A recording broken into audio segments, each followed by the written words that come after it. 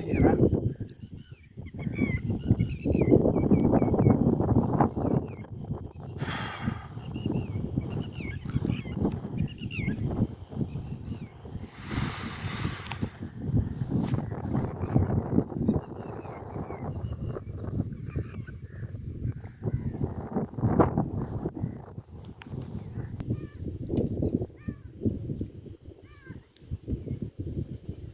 ਪਾਕਿਸਤਾਨ ਨੂੰ ਬਣਨਾ ਚਾਹੀਦਾ ਅੱਗੇ ਫਿਰ ਹੈ ਨਾ।